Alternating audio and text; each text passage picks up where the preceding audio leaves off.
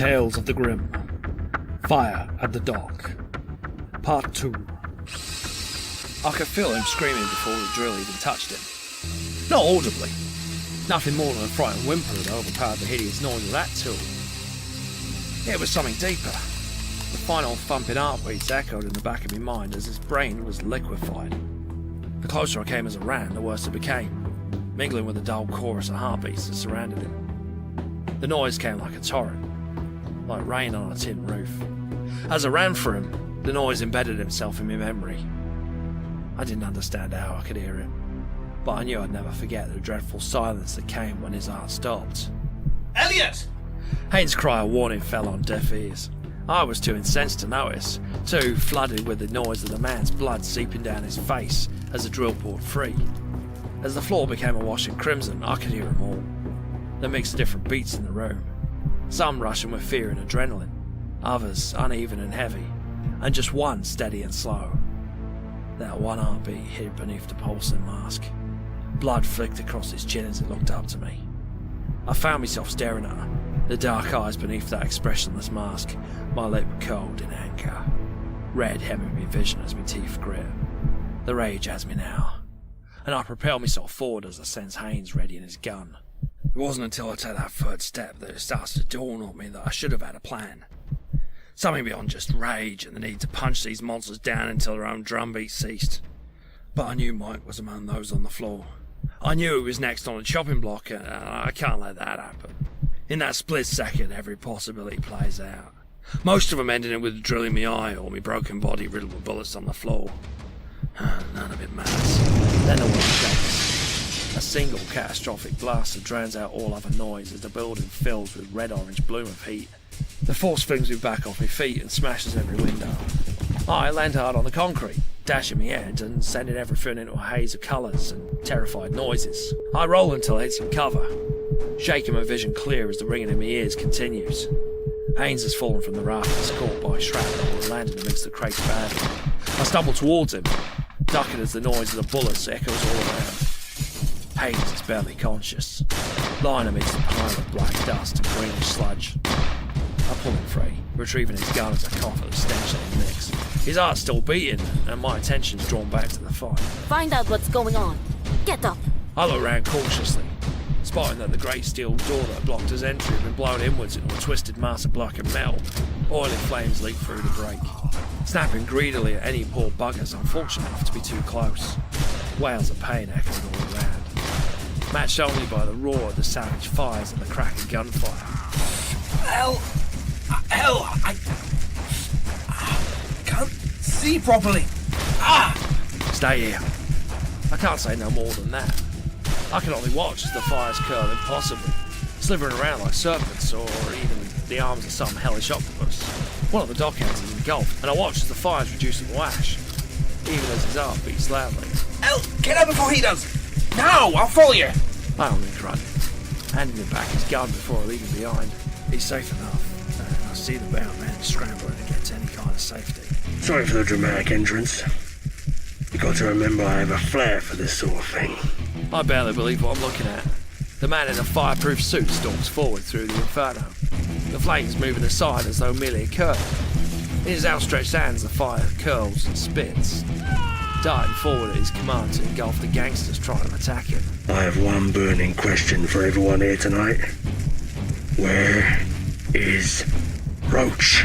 Another shout of flame shielding him from the volley of bullets as the light dazzles the gunman, and he ducks aside, laughing.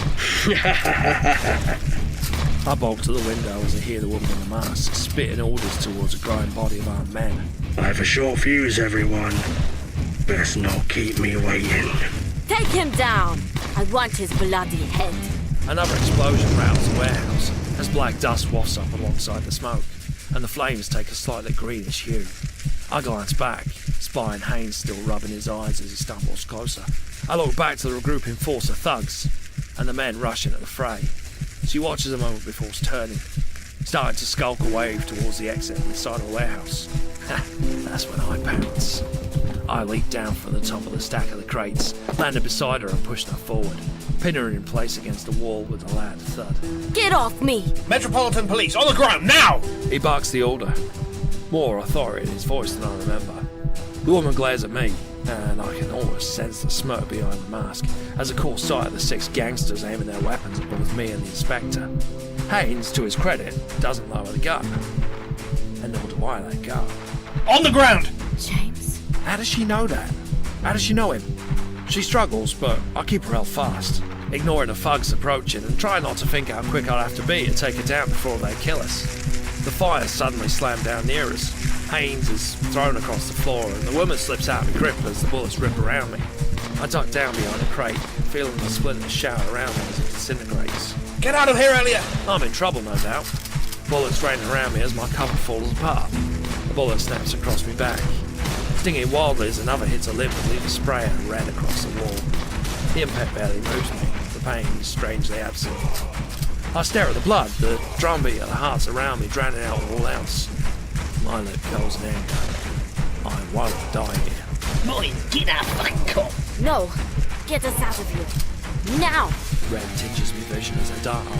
Without noticing the pain or the heat, I grab the barrel of his gun, pulling it away as the bullets leave a trail of dust and gas around us. I don't give him another chance. My fist ramming into his windpipe. Before he can recover, I grab him, turning him as a shield against his friends as he unload. I press forward as he dies, aware of the bullets tearing at the chest, but somehow not noticing beyond the dark floods. With a roar, I throw him at the others, noticing 3 more charging closer as I run to intercept them. My fist catches the first, and I feel the bone break on impact. A blow catches my side and forces me on one knee. A rifle butt bouncing from the back of my neck as I feel my fresh bruising. I stumble, but somehow don't fall, swerving as I regain my footing and the man backs away. Fool, you fucking bastard! The fire's catching before I do, and he's devoured in front of me eyes. Ashes to ashes. He turns to me, our eyes meeting for the first time as the fire still twitches and burn. He seems confused, even stunned for a moment before the same wry smile splits his masked face. Where is she? It wasn't a question, but I struggle to answer him as I stagger a little in heat. Well, I thought it was just me. The snap crack of a shot breaks the moment, and we both look across to see a thugs holding a smoking pistol. The man in costume raises his hand, engulfing the thug in flames before turning back to me. I don't look down, but my hand shakily touches to what should have been a hole in the chest. But I don't feel blood or flesh at the touch. Instead, I feel subtly shifting bone. I glance up to him as he observes me, unaware of the man closing in behind him, shotgun raised. "Look out!" I snap forward, shoving him behind me as the shots impact. Throwing me to the floor, he twists and reduces the man to cinders before leaning down to me in shock and all. What the hell? I can't answer him, but groggily pull myself back to my feet, too afraid to even look at the mess in my chest. I should be dead, bleeding out at the very least. Instead, all I feel is bruised, and I turn to him pleadingly. What is happening? I glance down at his hand as he clasps his side. A line of blood leaks over his suit and he shakes his head dismissively. Stitches must have ruptured. Son of a bitch. He looks up suddenly, spying something on the rafters above. He tries to move away, but stumbles and winces again as his side gets the better of him. That woman. Get after her. Go. That's what the hell was the point to all this. She ain't my problem. I came here for the prisoners. Noble, but bloody stupid. Sirens began to echo from outside, heard even over the roar of the growing inferno. I'll get them. You get her. You don't, and she won't be 2 days free before she's tearing them apart with Axel. Go. I hesitate, only for a moment, torn between the friend I came for and the truth I knew he was saying. A flash of Mike's daughter came to my mind. The thought of her dying under some enforcer's knife to send a message stealing my resolve. I nod and I run. The cops have finally arrived. The warehouse is a war ground. Fires rage between the line of gunfire as the Gregories try to fight their way out. The metal steps shake with every step I make as I bolt up into the walkway and towards the opening at the far front of the warehouse wall. Cool air washes in, feeding the inferno that slowly spins below. Green-hued fires engulfing everything near it. The woman's up ahead, gingerly making her way across the walkway as she avoids the flames and the stray shots.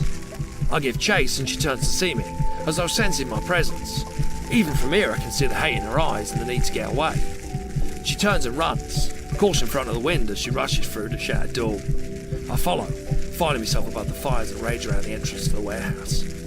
Ahead the walkway extends from the mouth of the warehouse to the loading crane at the edge of the canal. The metal's already twisted in the heat, but she runs regardless, firing blindly behind her. Another shot skirts my arm, ruining my balance and giving her distance. Below, the red and the blue flashing lights add another glow in the heat of the fire, casting the light out across the wide waters of the canal ahead. The police can't reach us. She stops, suddenly out of room to run as she realises the long drop below and the fire's eagerly reaching for her. The cool beckoning of the canal is just a few feet away, but the water steams from the heat and she looks back with her gun raised. Who the hell are you? No one that matters, Determined for a no one. so I'm told. You aren't police. So what are you? A freak? Some idiot with a death wish? The first shot cracks as quickly as I thought, and I dive into the scant cover of the railings. The second shot clicks pathetically as her gun runs dry. I charge, not given a chance to reload. She draws a knife, but she's untrained, clumsy. She falls back, almost toppling, and kicks me as I try to get to her. I grab her leg, pulling her towards me. She twists and tries to kick me away. She overreaches, overbalances, and rolls for the walkway, grasping one. I catch her arm and feel the bone fracture as it twists. I don't see the knife in her other hand, and my vision blurs as she drives it into my chest. Stupid Elliot. I spit blood, but don't let go, pulling the blade aside and throwing it into the fire as the heat envelops us. As I do, her mask slips free, and I see the blood-flecked lips upon a tanned face. I know you. You brought him here, didn't you? You dragged him into your shit. She's in pain, her dark hair already burning in the eager heat. Her anger blinds her to it. The air starts to boil, and I hear the crates below splintering. You're a cancer, Thomas. Infecting everything you ever touched. I wheeze, struggle to lift her as my strength starts to fail from the wounds and the heat. Give up. Stop struggling. Fuck you, freak! I swear, your world will be dead, Elliot. I will bury you in it! Her flesh is burning and the green-hued smoke billows around us as the metal of the walkway starts to give. I feel a little of it, struggling instead to pull her back up as my grip loosens on her sinking clothes. She smiles coldly as the structure shifts suddenly. Something gives beneath with a whine and a crack. I watch as her arm comes free, sending her plummeting back down into the inferno. I pull back up. Suddenly hanging on tightly to the heated metal as the crane walks violently. Something gives, and the structure starts to collapse, sending me hurtling down towards the water. I slip,